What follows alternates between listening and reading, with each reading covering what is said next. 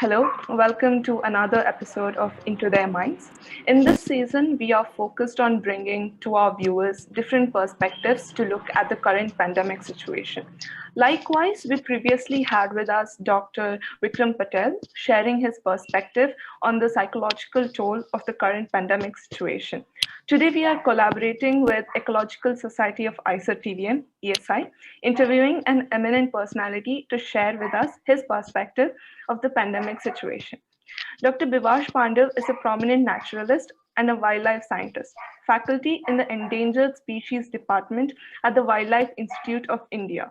While his doctoral research was primarily focused on marine life, particularly the discovery of the mass sea turtle nesting sites in Odisha, his work has taken him through many diverse ecosystems. Dr. Pandav, thank you so much for finding time to talk to us today. Okay, we know you're a very busy person, so let's get started on the questions. Okay.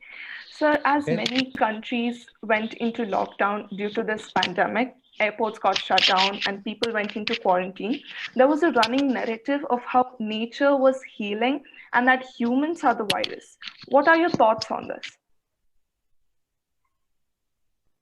Well, I would say that's the best thing that could have happened to nature. Very, very unfair what happened to all of us. Life had come to a standstill, but nature was just waiting for this rest. And what I witnessed during the lockdown or during the peak of lockdown, I was moving inside the forest and I was seeing the nature bouncing back.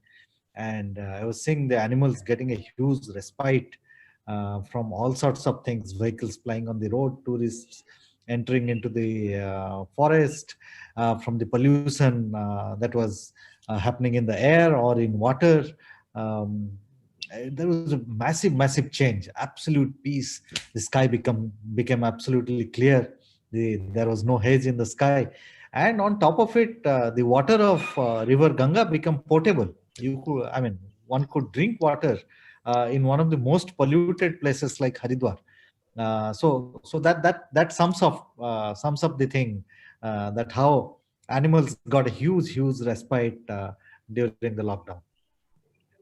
So, what steps can we take going forward to keep these gains in biodiversity and low emissions? Ah. First of all, there are a lot of policies, there are a lot of rules, there are a lot of legislations, a lot of things on paper. But most important thing is we have to be disciplined. We should all play our role in the system. If we keep thinking that government will enforce everything and all enforcement agencies, the onus is on with the enforcement agencies, then we are wrong. We should make sure that our vehicles are maintained properly, they are serviced regularly. We should ensure that we minimize the use of our vehicles, or we pool our vehicles and move together, and as less carbon footprint as possible, live it in this world. It's not possible. It's not possible. We have to fly between cities. We have to move on the highways in good vehicles. We have to switch on the air conditioner that will emit a lot of gas, but we can always minimize it. We can build up a lot of green covers in our surroundings, so that at least the micro climate or the temperature in a small area we can control. So a lot of things are in our hand. It's not that we cannot, even simply by when we are leaving the room, switching up the light or switching up the fan, switching up the AC, that itself contributes. Imagine million people or billion people in this country start following these things. That will have a major impact, other than whatever set procedures, rules, regulations and legislations are there. So it's most of the things are in our hand. How responsibly we behave, how responsible citizen we can be, it all depends on us. Okay. So, sir, one thing this pandemic has made painfully obvious is that we are more connected across the globe than ever before. We've had a coronavirus outbreak in every decade of the century. Does the increased connectivity of the world come at the cost of being more vulnerable to such epidemics?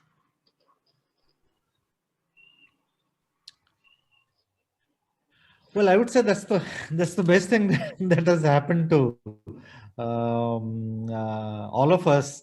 That we have certainly become more and more connected.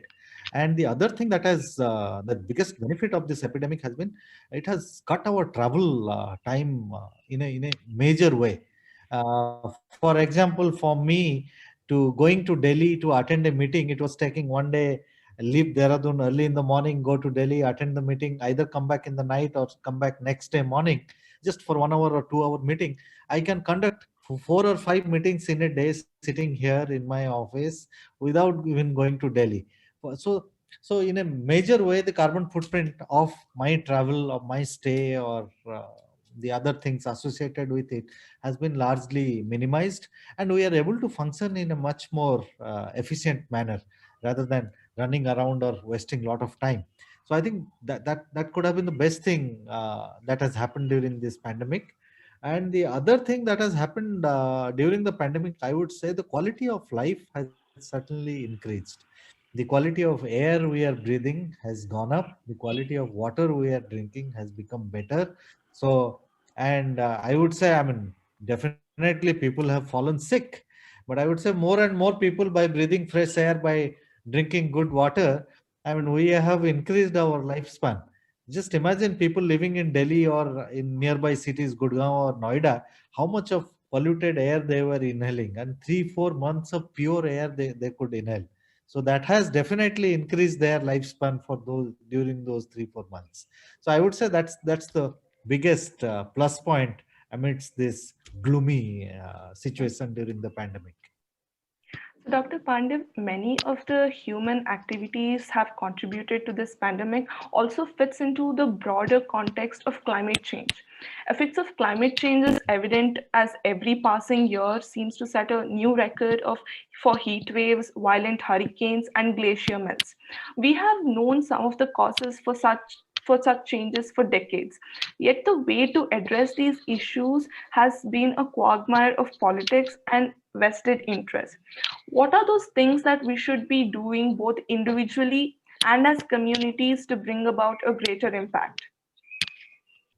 Ah, I think we know very well by now that climate change is a reality. There is no running away from this truth, and most of the problems that were facing the um, unseasonal rains, the cyclones, the kind of floods that are happening in some of the major river systems of our country, or for that matter, you look at Kerala, what's happening, the havoc during monsoon. It's all related to some way or the other related to climate change. And also the way we have started our development activities, like the haphazard way human beings have tried settling down everywhere, it further accelerates the damage. So once again, as I have told earlier, we got to behave in as responsible manner as possible. We have to be very responsible citizens. We have to minimize our carbon footprints at every single step we take. Unless we discipline ourselves, unless that self discipline creeps into our day to day life, we just cannot fight this massive problem of climate change.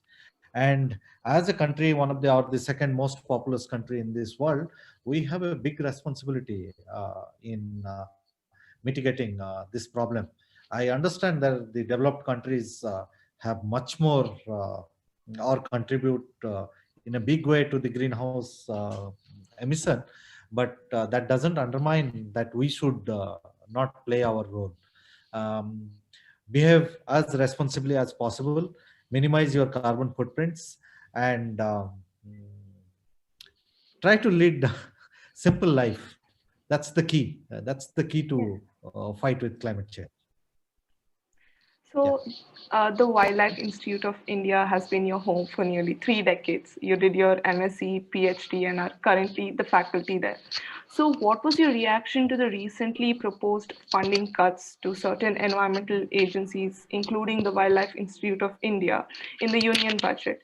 Is it yet another indication of the priorities of the government, or is it an inevitable part of the shrunken economy due to this pandemic?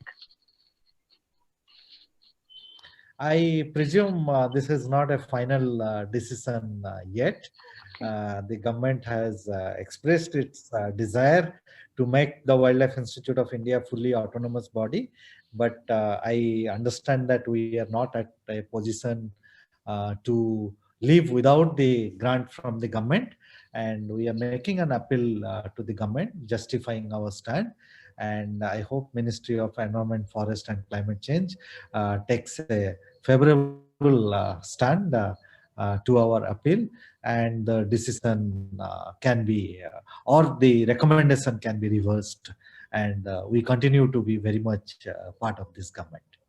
Yes, sir. So, wildlife tourism has become a great business model to boost conservation. Is there any other approach that can achieve the same, involving all kinds of stakeholders, including the local communities, that can improve both the environment and their standard of living? I completely beg to differ with the current model of wildlife tourism. The current model of wildlife tourism is making the rich more richer, and the poor continue to live the way they are living at the moment.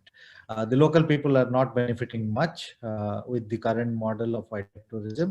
So, what I say that wildlife tourism, the bulk of the revenue generated from wildlife Mm, tourism, other than the government revenue, bulk of the money goes to private mm, owners, especially the hoteliers and the tour operators. mm, And local people continue to do menial jobs in the hotels and resorts near protected areas. That mm. has to be complete. That has to be changed. Small country like Nepal has shown us the way. 50% of money generated from the wildlife tourism goes to the communities living in the buffer zone of the area. So places like Chitavan, Bardia, and Suklafanta, where benefit directly from the revenue generated from wildlife, there need to be greater involvement of local people, and they should be the primary stakeholders.